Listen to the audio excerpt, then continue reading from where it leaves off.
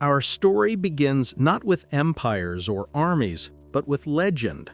Long ago, in the hills of central Italy, twin brothers were born, Romulus and Remus, said to be the sons of Mars, the god of war, and a Vestal virgin named Rhea Silvia.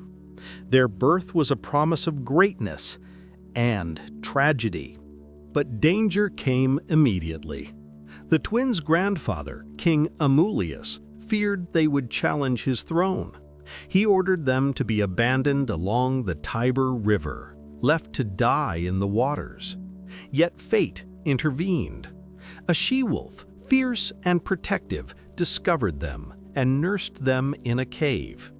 Later, a kind shepherd named Faustulus found the twins and raised them as his own, teaching them to survive, fight, and lead. As they grew, Romulus and Remus became strong, courageous, and ambitious. They dreamed of building a city that would stand the test of time. But ambition often breeds conflict. A quarrel arose over which hill to build the city. In the struggle, Romulus killed Remus, sealing his brother's fate and naming the city after himself. Thus, in 753 BCE, Rome was born, humble huts on the Palatine Hill, surrounded by fertile plains and the winding Tiber River. Rome was not merely a city, it was a vision. In the beginning, it was ruled by kings, 7 in total, each leaving a distinct mark on the young city. Romulus, the founder and warrior. Romulus was both builder and warrior. He established the Senate, a council of elders to advise him, and created Rome's first legions. He invited people from surrounding towns, including refugees and exiles, to settle in the new city. To ensure growth, he famously staged the abduction of the Sabine women, a story of conflict, compromise, and the forging of alliances that would define early Roman society. Numa Pompilius, Romulus's successor, ruled with wisdom and piety. Unlike Romulus, Numa favored peace over war. He introduced religious rituals, founded priesthoods, and established sacred festivals, teaching Romans that the favor of the gods was essential for the city's survival. He codified religious laws, emphasizing morals, justice, and civic duty. Tullus Hostilius, the warrior king. Tullus Hostilius, in contrast, loved war. Under his rule, Rome fought neighboring cities, most famously Alba Longa. His victories expanded Roman territory and strengthened its military traditions, instilling the belief that Rome would thrive through courage and conquest. Ancus Marcius, builder and diplomat. Ancus Marcius balanced war and diplomacy.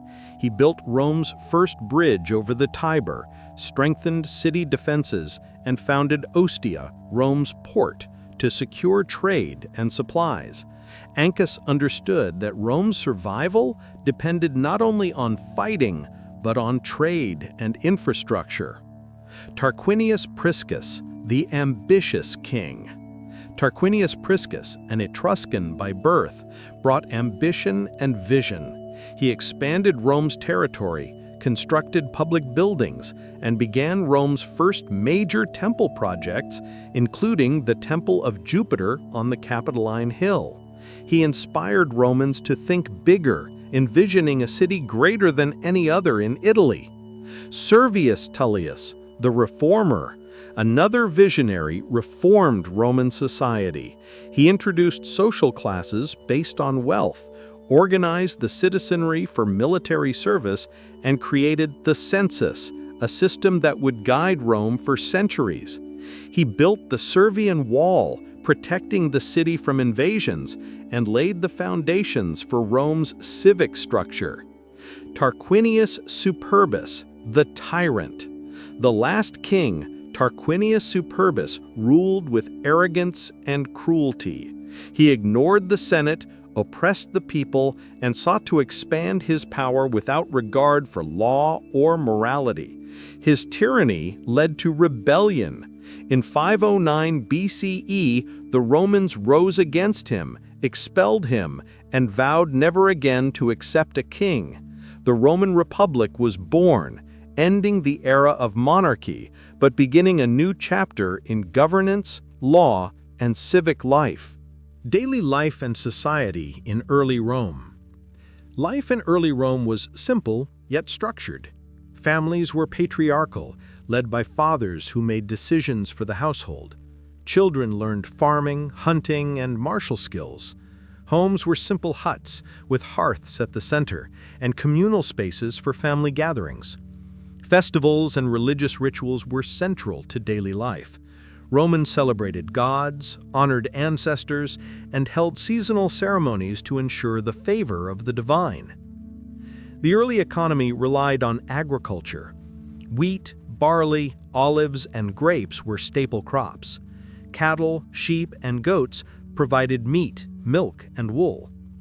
Trade with neighboring cities brought pottery, metalwork, and luxury goods. Social hierarchy was clear. Patricians held wealth and political power, while plebeians worked the land and served in the army. Yet even in these humble beginnings, Rome's values of courage, loyalty, and duty were instilled in every citizen. Legends and cultural foundations. Romans believed deeply in omens and signs from the gods. Augurs read the flight of birds, priests interpreted the entrails of animals, and festivals marked the passage of seasons. These rituals guided decisions in war, politics, and daily life. Romans believed the city's survival depended on harmony between human ambition and divine will. By the end of the Kingdom era, Rome had grown from a small settlement into a structured city-state with a population of several thousand, fortified walls, and a shared sense of identity. It was ready to face the challenges of conquest, politics, and expansion, the challenges that would define the Republic. With the fall of the last king, Tarquinius Superbus, Rome entered a new era, the Roman Republic. Power was no longer concentrated in the hands of a single ruler. Instead, it was shared between elected magistrates, the Senate, and citizen assemblies. This was a bold experiment in governance, built on the idea that no one person should have absolute authority. Yet, Rome was deeply divided. Patricians, the wealthy elite, controlled most of the political power. Plebeians, the ordinary citizens, had little influence. Over time, through protest, negotiation, and sometimes violence, the plebeians gained representation, including the creation of the tribune of the plebs, an office designed to protect their interests. The Republic faced immediate challenges. Rome's neighbors, Etruscans, Latins, Samnites, and Greek city-states, were not willing to accept a rising power. War became a constant teacher.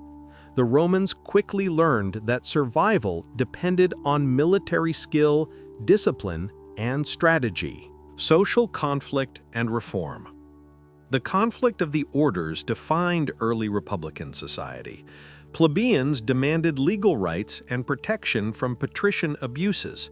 They staged secessions, refusing to serve in the army or work for the city until their demands were met. Over decades, they achieved significant reforms. The Law of the 12 Tables, Rome's first written code, guaranteed that laws were public and could not be arbitrarily enforced by patricians. This was the foundation of Roman justice, still influencing modern law today. Families remained the cornerstone of society. Fathers held authority over households. Children learned farming, trades, and military skills. Religion was interwoven with daily life. Festivals honored gods like Jupiter, Mars, and Venus. Public rituals and sacrifices were believed to ensure the favor of the divine for both the city and its citizens. Rome's ambition knew no bounds. The city sought to dominate the Italian peninsula. Wars with neighboring Latin cities, Etruscans, and Samnites tested Rome's military discipline and strategy. Rome's legions were flexible, organized, and fiercely loyal, setting them apart from other armies of the time. Through alliances, treaties, and conquest, Rome gradually absorbed the entire peninsula. Cities retained local governments, but were required to provide soldiers and pay taxes. This system of control, based on loyalty and military obligation, became a hallmark of Roman governance. The Punic Wars and Rome's rise.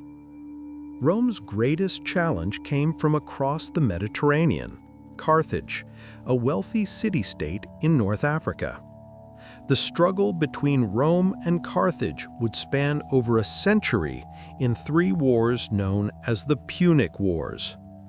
The First Punic War was fought over Sicily. Rome, inexperienced at sea, built its first fleet and learned to fight on water. Naval battles were brutal and dangerous. Rome eventually defeated Carthage, gaining Sicily as its first overseas province.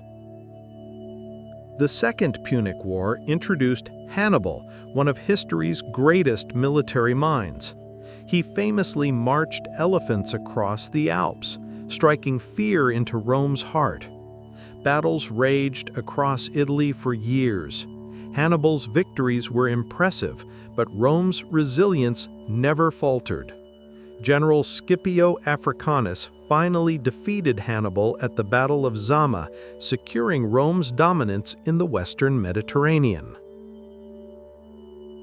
The Third Punic War ended with the complete destruction of Carthage. Its walls were torn down, lands were salted, and survivors enslaved. Rome had sent a clear message: no rival could challenge its power. From that moment, Rome controlled the Western Mediterranean, with wealth and influence flowing into the city. Daily life in the Republic. Rome was not only a city of warriors. It was a city of citizens, families, and culture. Markets bustled with grain, olive oil, wine, and pottery. Public baths were places to socialize and relax. Festivals celebrated gods, military victories, and seasonal changes.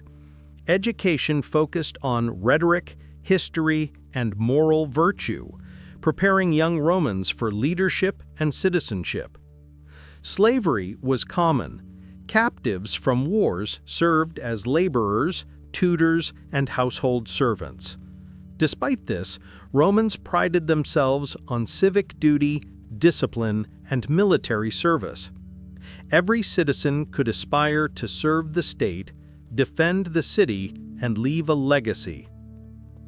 Famous figures of the early Republic. Cincinnatus, a farmer called to serve as dictator in a time of crisis, embodies the Roman ideal of duty and humility. He led Rome to victory and then returned to his farm, refusing power and glory. Stories like his inspired generations of Romans to place the state above personal ambition. Other leaders, like Marcus Furius Camillus, defended Rome against invaders and organized reforms, strengthening both military and civic institutions. These figures set precedents for leadership, loyalty, and civic responsibility that would guide Rome for centuries. The foundations for empire. By 133 BCE, Rome had transformed from a small city-state to a dominant power across Italy and the Western Mediterranean. Its armies were disciplined, its laws codified, and its society structured for conquest. Yet, with expansion came challenges: wealth inequality, political corruption, and social tension. These issues would eventually ignite the civil wars that ended the Republic and ushered in the Age of Emperors. But for now, Rome stood proud, disciplined, and ambitious, a city destined to shape the world. By the 2nd century BCE, Rome stood as master of the Mediterranean.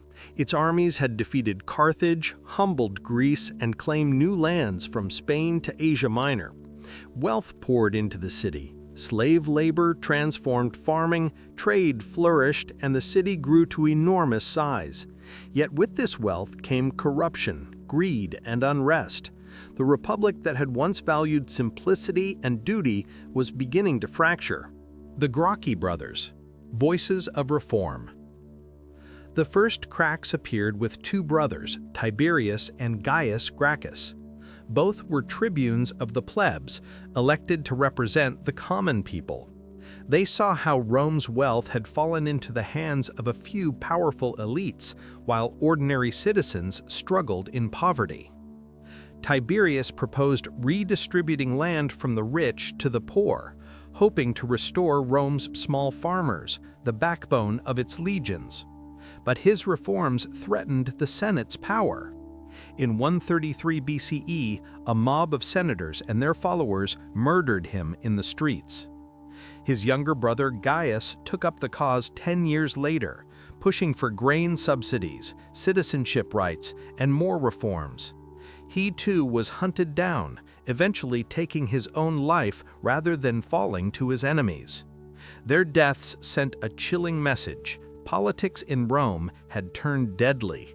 Marius and the rise of the professional army. Soon after, another crisis shook the Republic. Foreign enemies threatened Italy, and Rome's armies were stretched thin. A general named Gaius Marius rose to power. He reformed the legions, recruiting landless citizens and promising them land after service.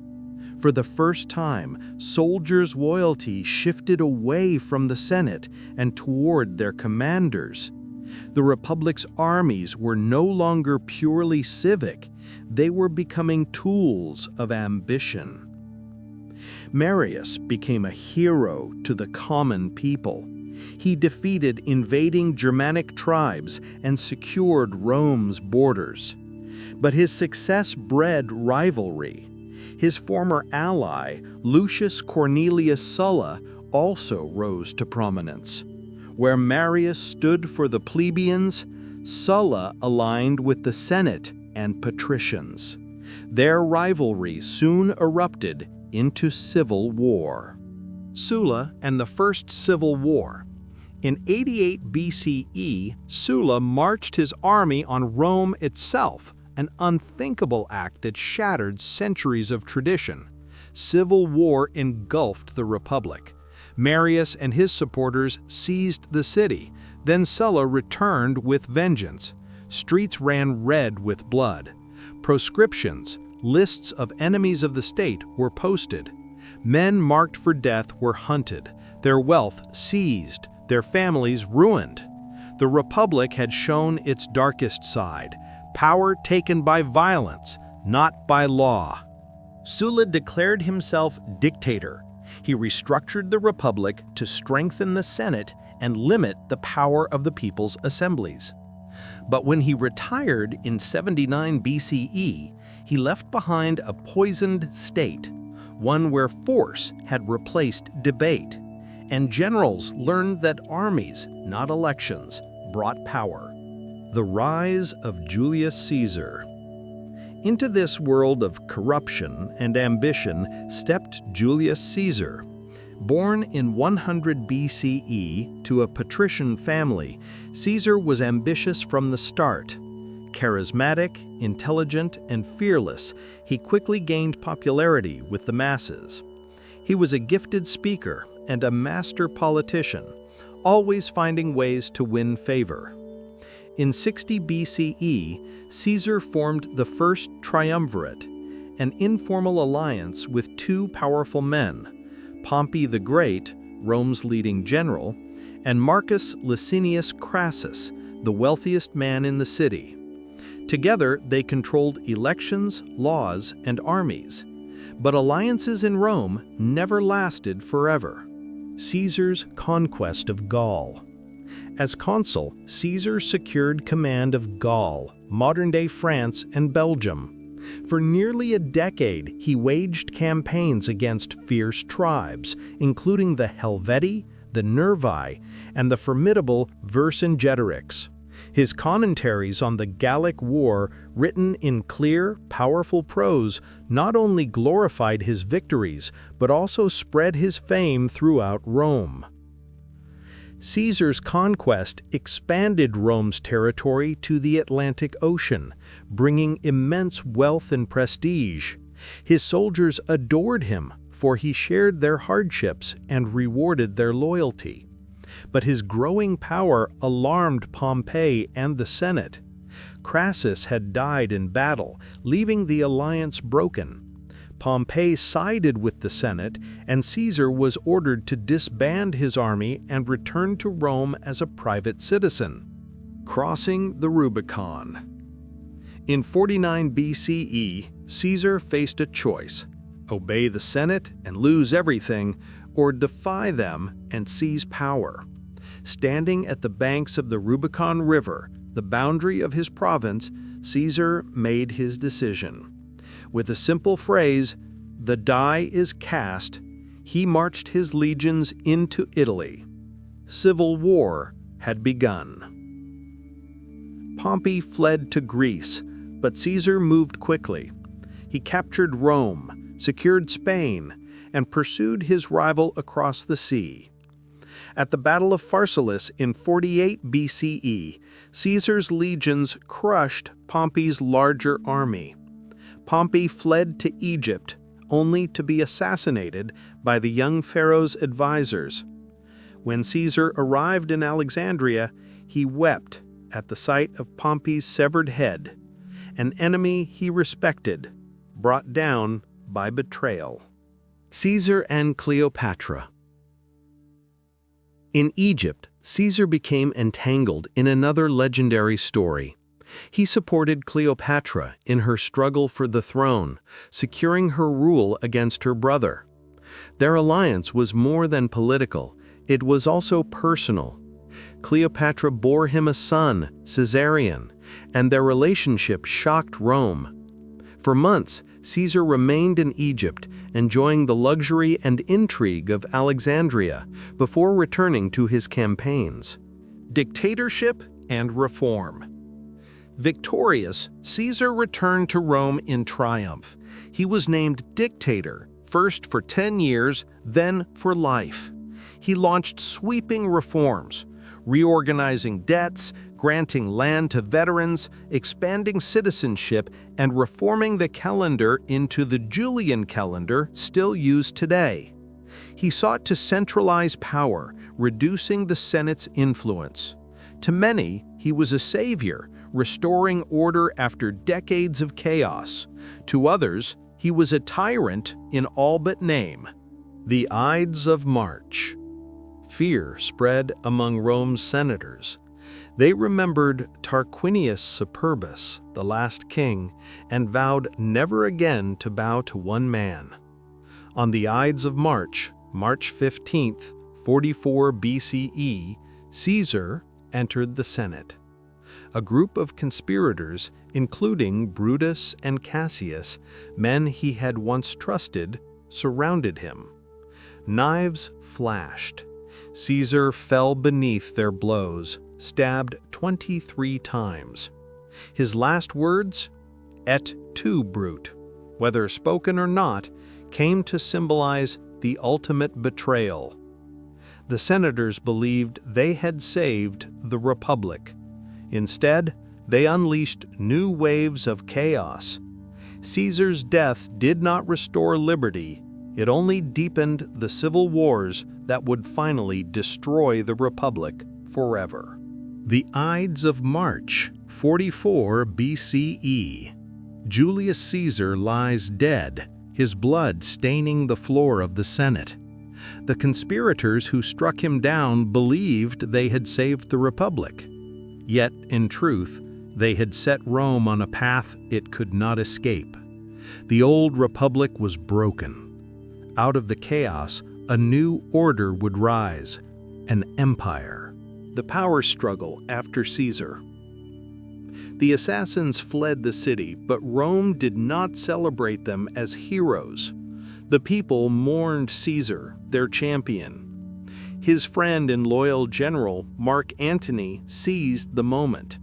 At Caesar's funeral, Antony held aloft Caesar's bloody cloak and roused the crowd to fury. The people rioted, burning the houses of the conspirators. Brutus and Cassius fled east, raising armies for the battles to come. But Antony was not alone in claiming Caesar's legacy. A young man arrived in Rome, Gaius Octavius, Caesar's adopted son and heir.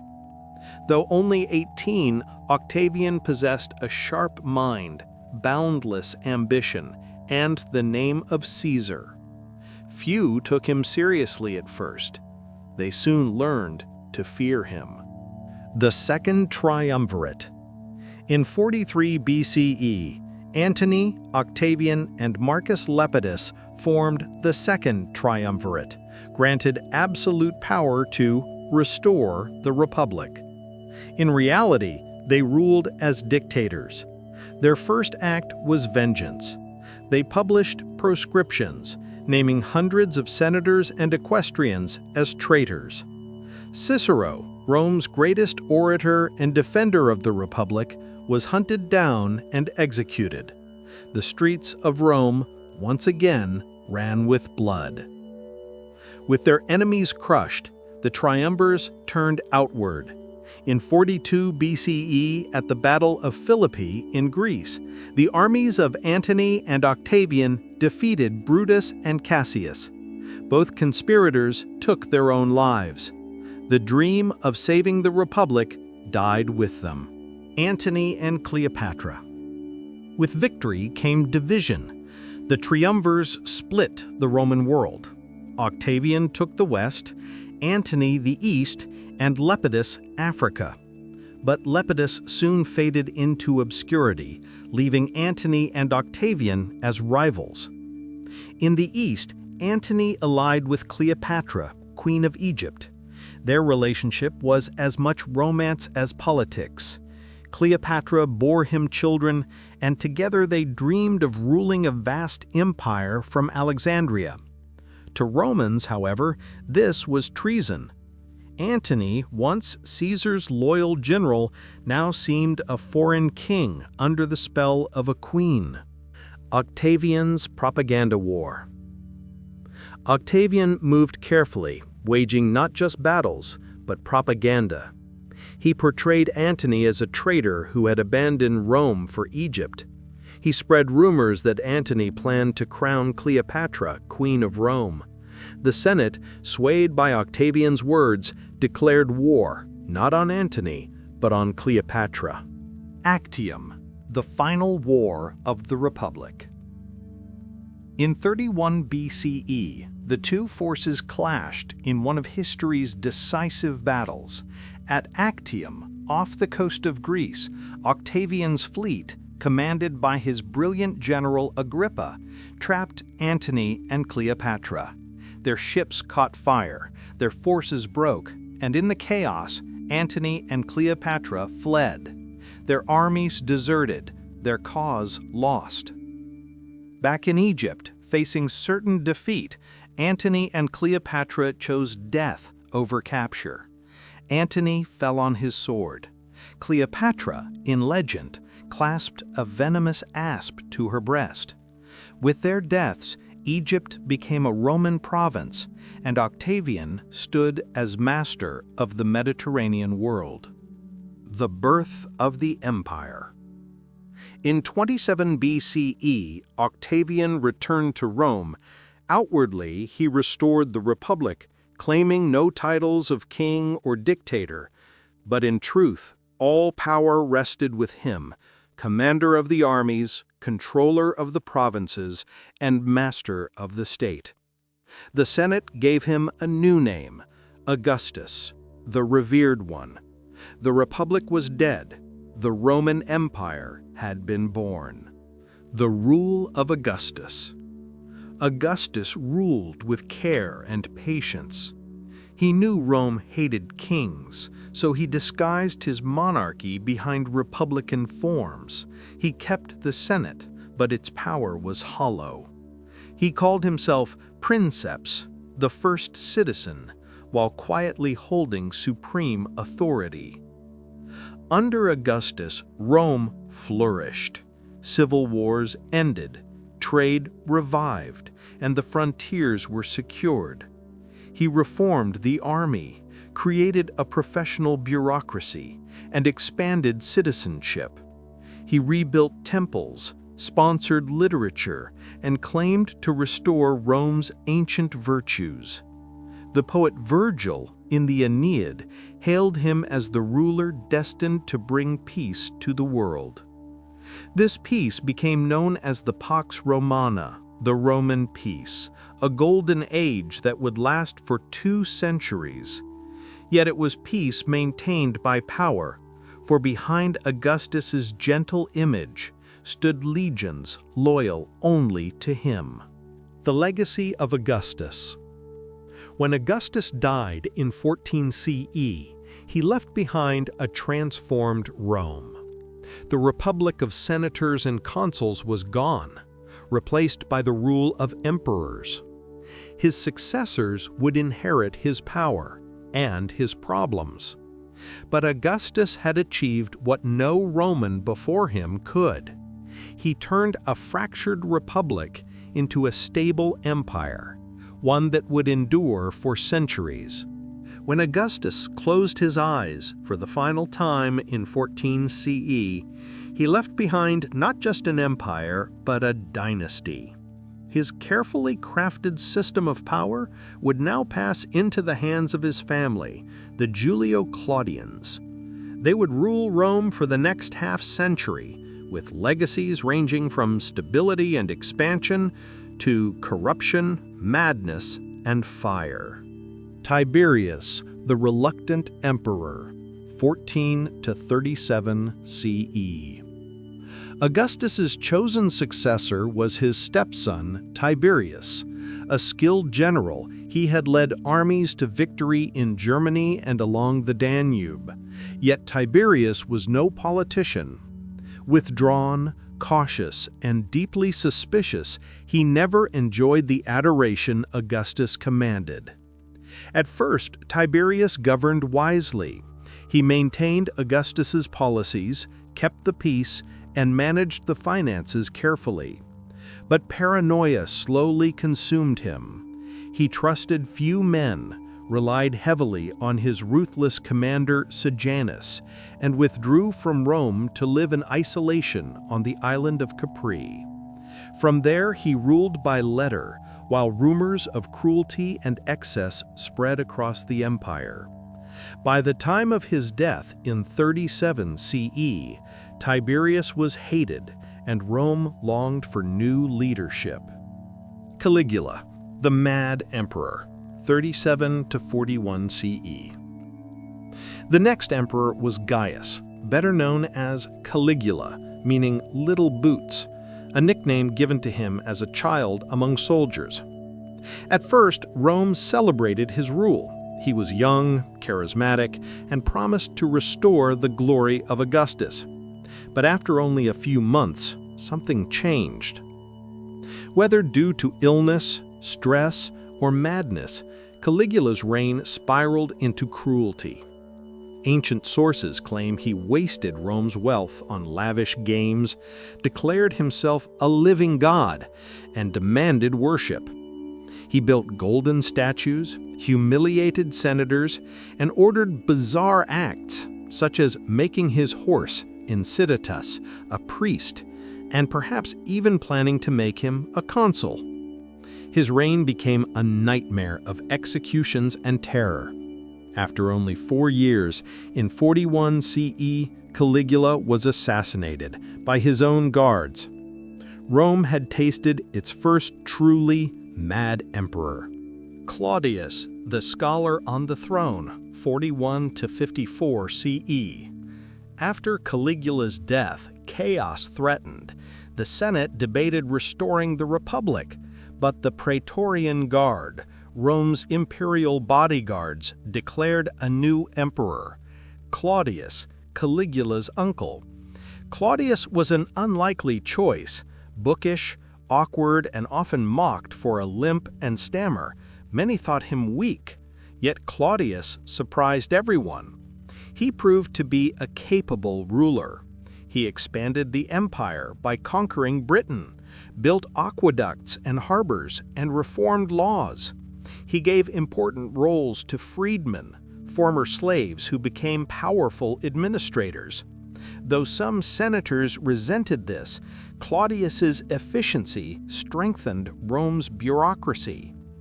But Claudius was less successful in his private life. He married several times, often unhappily. His final wife, Agrippina the Younger, was ambitious and ruthless. She ensured her son, Nero, would be Claudius's heir. In 54 CE, Claudius died. Some whispered poisoned mushrooms prepared by Agrippina sealed his fate. Nero, Rome's darkest star, 54 to 68 CE. Nero, at first, seemed a promising ruler, young, artistic, and guided by wise advisors like Seneca. He enjoyed early popularity, but soon his darker side emerged.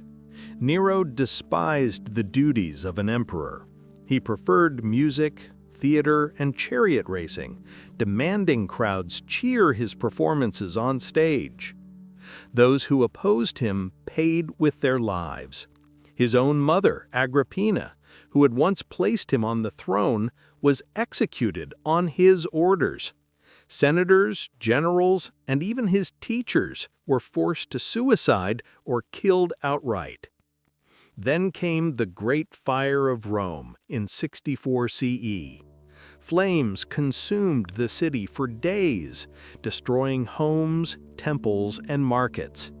Rumors spread that Nero had started the fire himself to clear land for his golden palace, the Domus Aurea. Whether true or not, the people blamed him. To deflect suspicion, Nero turned the blame upon a small religious sect, the Christians. It was under Nero that Christians first faced brutal persecution, burned alive or thrown to wild beasts in the arena. Nero's extravagance drained Rome's treasury. Rebellions erupted across the empire, in Gaul, Spain, and Judea. Finally, in 68 CE, the Senate declared him an enemy of the state. Abandoned by his guards and allies, Nero fled. Cornered and terrified, he took his own life, crying, "What an artist dies in me." The end of a dynasty. With Nero's death, the Julio-Claudian line ended. Rome was left without an heir, and for the first time since Augustus, the empire faced uncertainty. Civil war erupted as generals across the provinces marched on Rome, each claiming the throne. The year of the 4 emperors was about to begin. When Nero's life ended in 68 CE, so too did the Julio-Claudian dynasty. For the first time in over a century, Rome had no clear heir. Into this void rushed ambition, chaos, and bloodshed. Within a single year, 4 men would claim the purple. Civil war gripped the empire, and the fate of Rome hung in the balance. The year of the 4 emperors, 68 to 69 CE. The first to seize power was Galba, an elderly governor from Spain. Stern and frugal, Galba promised to restore discipline after Nero's extravagance. But his harsh rule and refusal to pay the Praetorian Guard, Rome's elite soldiers, doomed him. Within months, he was cut down in the Forum, his head carried on a pike. Next came Otho, a former friend of Nero. Elegant, charming, and eager to win favor, he briefly calmed the city. but his reign was challenged by Vitellius, a general from Germany whose troops proclaimed him emperor. The two armies clashed at the Battle of Bedriacum in northern Italy. Otho, defeated, chose suicide rather than plunge Rome into deeper bloodshed. Vitellius entered Rome in triumph, but his indulgence soon soured opinion. He feasted while legions in the east declared for another candidate, Vespasian, commander in Judea. As Vespasian's forces marched on the capital, Vitellius tried to abdicate, but his enemies showed no mercy. He was dragged through the streets, beaten and killed. His body was thrown into the Tiber. After a year of blood and betrayal, only Vespasian remained.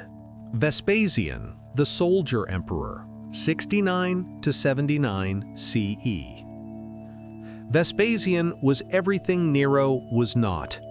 A seasoned soldier, practical, and no lover of luxury, he restored stability after the chaos. He reformed the finances, replenished the treasury, and reminded Rome that emperors should serve the state, not themselves. One of his greatest legacies was construction.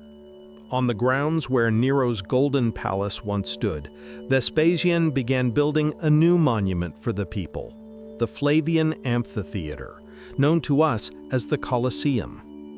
Here, citizens of every class could gather to witness games, gladiator battles, and spectacles, all provided free by the emperor.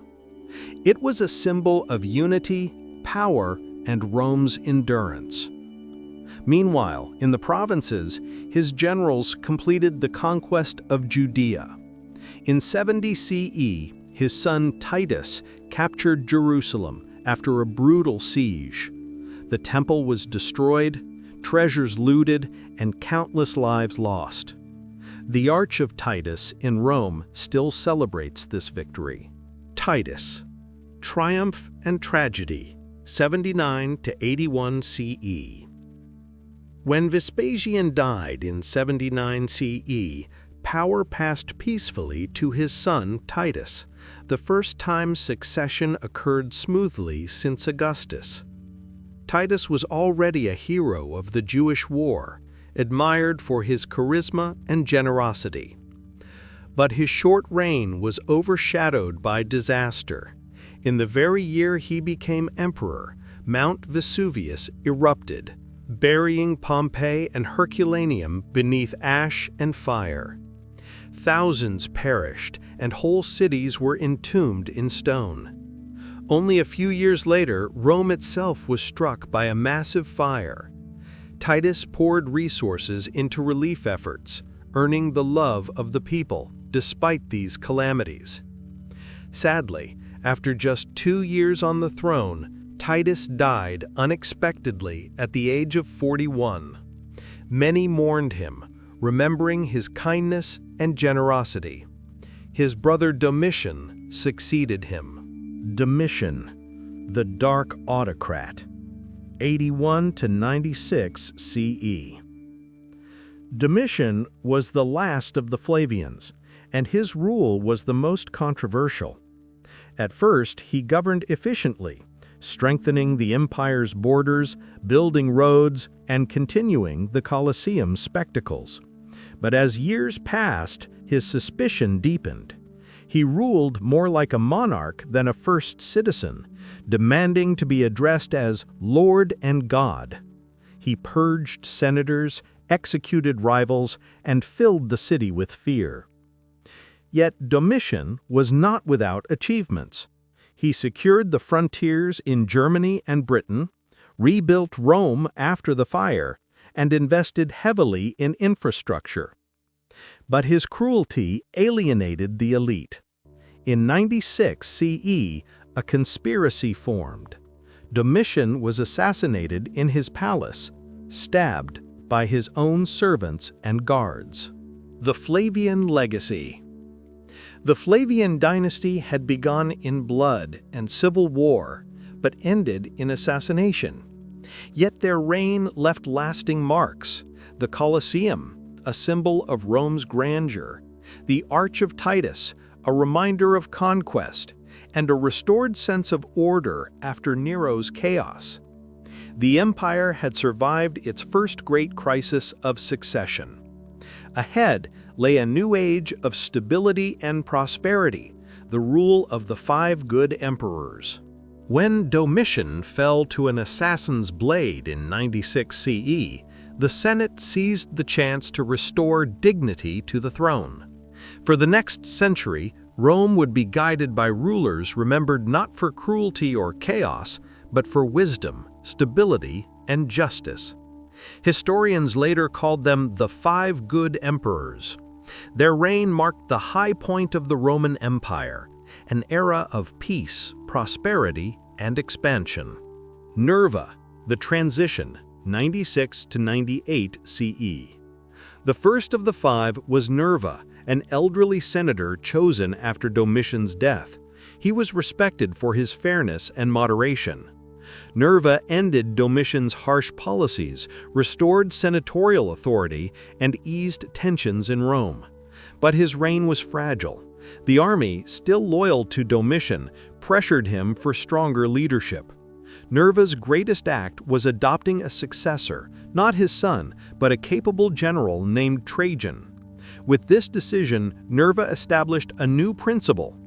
Emperors would be chosen for merit, not just bloodline. It was a bold step, one that would shape the empire's golden age. Trajan, the empire at its height, 98 to 117 CE. When Nerva died in 98 CE, Trajan became emperor. A soldier through and through, he was admired for his discipline, humility, and vision. Under his rule, Rome reached its greatest territorial extent. Trajan launched campaigns north into Dacia, modern-day Romania, defeating the Dacian king Decebalus. The spoils of victory poured into Rome, funding grand projects. Trajan's Forum, Trajan's Market, and Trajan's Column, still standing today, celebrated his triumphs. He expanded the empire into Arabia and campaigned deep into the east, conquering Armenia, Mesopotamia, and reaching the Persian Gulf. At its height under Trajan, Rome stretched from Britain to the Red Sea, from the Atlantic Ocean to the edge of Persia. Yet, despite his conquests, Trajan was beloved for his fairness. He improved infrastructure, built roads and aqueducts, and cared for the poor through a welfare program for children. When he died in 117 CE, the Senate honored him with the words Optimus Princeps, the best ruler. Hadrian, the Protector, 117 to 138 CE. Mesopotamia and strengthened borders. In Britain, he ordered the construction of Hadrian's Wall, a massive fortification marking the northern boundary of Roman power. Across the empire, he inspected provinces, ensuring justice and order. A lover of Greek culture, Hadrian adorned Rome with art, libraries, and temples, blending Roman might with Greek refinement. Yet his reign was not without struggle. In Judea, the Jewish people revolted under Simon Bar Kokhba, resisting Roman rule. The rebellion was crushed with brutal force, cities destroyed, and survivors scattered across the empire. Despite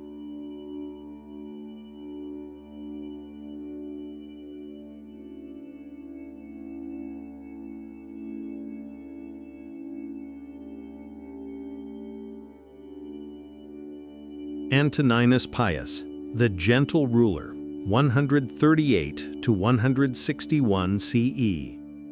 Hadrian's successor was Antoninus Pius, a man of peace. His reign was marked not by wars, but by stability. He respected the Senate, managed finances carefully, and ensured fair governance. Rome prospered under his calm and steady leadership. Antoninus earned the title Pius for his loyalty to his adopted father Hadrian and his devotion to Roman traditions. His era was one of balance, temples restored, laws refined, and the empire enjoying quiet prosperity. For nearly 23 years, Antoninus ruled without major conflict, a rare gift in Roman history. Marcus Aurelius, the philosopher king, 161 to 180 CE. When Antoninus died, power passed to Marcus Aurelius, remembered as the philosopher king. A student of Stoicism, he believed in duty, virtue, and service above all. His writings, collected in the Meditations, remain one of the most profound works of philosophy ever written by a ruler. Yet his reign, unlike his predecessors, was troubled. Wars erupted along the Danube as Germanic tribes pressed Rome's frontiers. The empire was tested by invasions, plague, and unrest. Marcus, though weary, led his armies in person, enduring the hardships of camp life alongside his soldiers. Despite the turmoil, Marcus remained a symbol of wisdom and humility. He ruled not for glory, but for duty. But his one great mistake was choosing his son Commodus as heir. Unlike the adopted successors before him, Commodus would lead Rome into corruption and decline. The height of the empire. By the death of Marcus Aurelius in 180 CE, Rome had reached its cultural and political peak. Roads, aqueducts, and cities stretched across 3 continents. The Colosseum hosted games for tens of thousands. Trade routes carried goods from Africa, India, and China. Roman law and citizenship bound together a vast and diverse population. This century of wise emperors gave Rome its golden age, a time of prosperity and strength unmatched before or since. But golden ages never last. With the rise of Commodus, the empire's long descent would begin. With the death of Marcus Aurelius in 180 CE, the Roman Empire passed into the hands of his son, Commodus. Unlike his father, Commodus was cruel, capricious, and obsessed with personal glory. He saw himself not as a servant of the state, but as a living god and gladiator. His reign, filled with extravagance, executions, and mismanagement, marked the beginning of a long decline. By 192 CE, Commodus was assassinated. Rome, once the unshakable heart of an empire, plunged into chaos. Within the next century, emperors would rise and fall almost as quickly as a candle flickers in the wind. Some lasted mere months. Many were murdered by their own guards.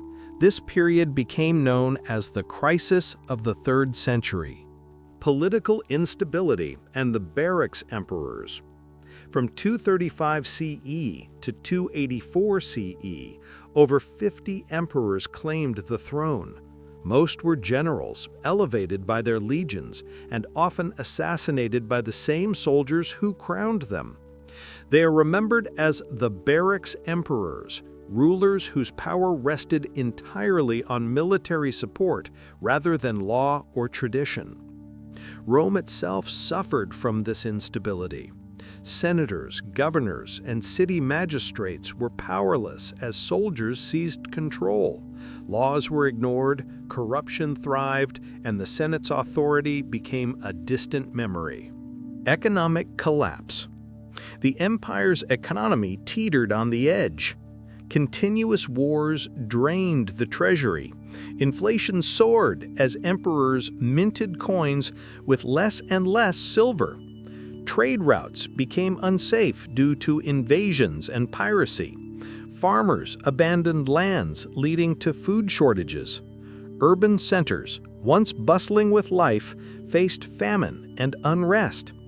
To combat shortages, emperors attempted price controls and reforms, but these measures often worsened the problem. Currency lost value, taxes increased, and ordinary Romans suffered. The empire's wealth, once vast and flowing from across Europe, Asia, and Africa, was now concentrated in the hands of a few, leaving the majority struggling to survive. Barbarian invasions. While Rome faltered internally, enemies pressed from without. Germanic tribes, the Goths, Franks, and Alemanni, crossed the Rhine and Danube, raiding towns, farms, and cities. In the east, the Sassanid Persians threatened Mesopotamia, defeating Roman armies and seizing territory. The empire, once secure on all fronts, now faced invasions on multiple borders simultaneously. These external pressures intensified the internal chaos. Roman legions were often more loyal to their generals than to Rome itself, and border defenses weakened. The empire seemed on the verge of collapse. Plague and population decline. Adding to the crisis was disease. Plagues swept through cities and armies, killing thousands. Rome's population declined sharply. Labor shortages exacerbated economic decline. Armies struggled to recruit, and urban centers became ghostly shadows of their former glory. It seemed as if the empire itself was crumbling from within. Attempts at reform. Amid this chaos, some emperors tried to stabilize Rome. Aurelian, who ruled from 270 to 275 CE, earned the title Restorer of the World. He reconquered lost territories, including the breakaway Palmyrene Empire in the east and the Gallic Empire in the west. He fortified Rome with massive walls built to withstand barbarian invasions, and attempted monetary and administrative reforms. Despite his efforts, the cycle of civil wars continued. Assassinations, power struggles, and economic collapse seemed unstoppable. By the end of the 3rd century, Rome teetered on the edge of ruin. Yet even in this chaos, the empire endured, proving its resilience and adaptability. The road to recovery. It would take a strong, visionary leader to pull Rome back from the brink. That leader emerged in 284 CE, Diocletian. With him began a new chapter, the Dominant, and the empire entered a period of reform, stabilization, and reorganization. The crisis of the 3rd century had tested Rome to its limits, but it had not yet destroyed it. By 284 CE, Rome had survived nearly a century of chaos. The crisis of the 3rd century had tested its armies, its economy, and its very soul. Into this storm stepped a soldier emperor named Diocletian, determined to restore order and save the empire from collapse. Diocletian and the Tetrarchy, 284 through 305 CE. Diocletian was a man of vision and discipline. He recognized that the empire was too vast to be governed by a single ruler. In an unprecedented move, he established the Tetrarchy, the rule of 4. 2 senior emperors, called Augusti, and 2 junior emperors, called Caesars, would govern different regions. This system divided power, secured the frontiers, and reduced the likelihood of civil war. Diocletian reformed the army, doubled its size, and stationed troops along the borders to repel barbarian invasions. He reorganized provinces and created dioceses, improving administration and taxation. Though harsh, his economic reforms sought to stabilize currency and control inflation through the Edict on Maximum Prices. For the first time in decades, Rome experienced stability. Trade resumed, cities rebuilt, and military discipline restored.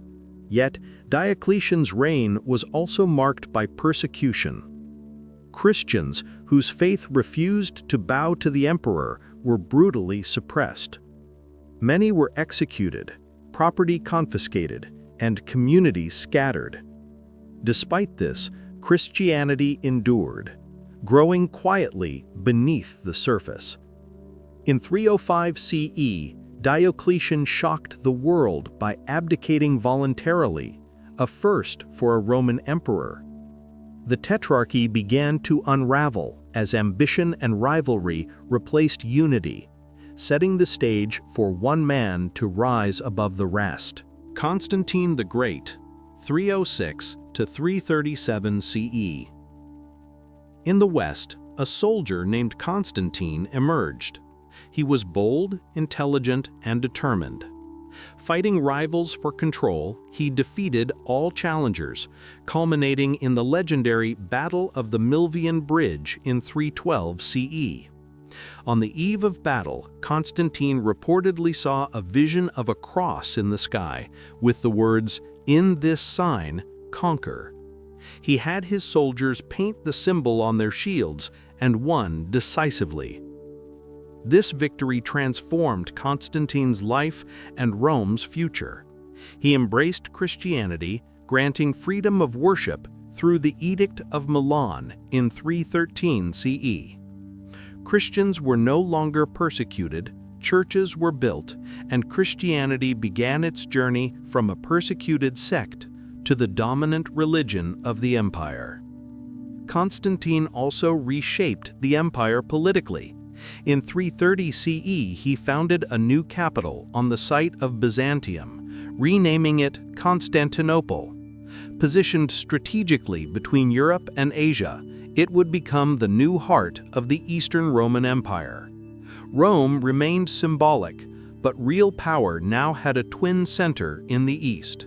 Legacy of Diocletian and Constantine. Through reforms, military discipline, and vision, Diocletian saved the empire from collapse, while Constantine's embrace of Christianity and strategic leadership ensured its survival for centuries. Together, they transformed Rome from a fragile, near-failing state into a resilient Christian empire with a new political structure. Yet the empire was changing. No longer the city-centered republic Augustus had built, Rome was now a vast multicultural state with shifting centers of power, new religions, and evolving identities. The foundations for the medieval world were quietly being laid, centuries before the fall of the Western Empire.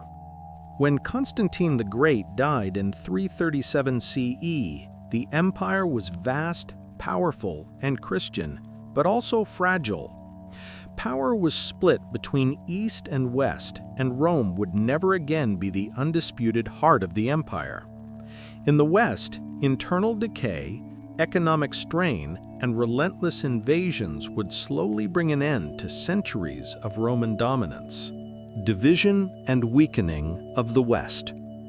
After Constantine, the empire was divided between his sons, then further divided in later decades. The Eastern Empire, with Constantinople at its heart, grew stronger, richer, and more defensible. The Western Empire, however, struggled. Its borders were vast and vulnerable. Its armies, once the pride of the world, were increasingly made up of mercenaries and barbarian recruits whose loyalty was uncertain. Political instability became the norm. Emperors were often puppet rulers, chosen by generals or foreign powers. Civil wars drained resources and distracted leaders from the real threat, the barbarian migrations. Barbarian invasions. The 4th and 5th centuries brought waves of invasions that Rome could no longer repel. The Visigoths, led by Alaric, sacked Rome in 410 CE, a shock that echoed across the empire. The Vandals followed, crossing from Spain into North Africa, and in 455 CE, they too sacked the city. These were not just military defeats, they were psychological blows, demonstrating that the eternal city was no longer invincible. Meanwhile, The Huns, under the fearsome Attila, pushed Germanic tribes into Roman territories, creating a domino effect of migrations and conflicts. The Western Empire struggled to defend itself on multiple fronts, often paying off invaders or relying on treaties and bribes. Rome's former might was a memory. Economic and social collapse. The Western Empire also faced economic collapse. Heavy taxation, disrupted trade, and inflation drained the treasury. Farms were abandoned, and food shortages became common. Urban centers shrank as people fled to the countryside for safety. The once grand cities of Italy, Gaul, and Spain became shadowed remnants of their former glory. Socially, Rome struggled to maintain cohesion. The old Roman elite grew distant and decadent, while military commanders and barbarian leaders gained real power. Loyalty to the empire waned, and the identity of Roman citizen lost much of its meaning in the western provinces. The last emperors. By the mid-5th century, the Western Empire was a shell of its former self. Emperors were young, weak, or figureheads controlled by generals. Romulus Augustulus, a boy of just 16, became the last emperor in 475 CE. His reign was short and powerless, a final symbol of the collapse of centuries of Roman authority. In 476 CE, the Germanic chieftain Odoacer deposed Romulus Augustulus. He did not declare himself emperor, but instead ruled Italy as king. The Western Roman Empire was no more. The Eastern Empire, centered in Constantinople, would survive for another 1,000 years, but the West had fallen. Legacy of the Western Empire. The fall of the Western Roman Empire was not a single cataclysmic event, but the result of centuries of pressure: political, military, economic, and social. Yet its legacy endured. Roman law influenced future legal systems. Latin language shaped European tongues. Architecture inspired countless civilizations, and the Christian Church preserved Roman traditions through the Middle Ages. Rome did not truly die, it transformed. Its cities, roads, and culture became the foundation for medieval Europe. The story of the empire, from kingdom to republic to empire, remains one of the greatest sagas of human history, a tale of ambition, glory, cruelty, and resilience.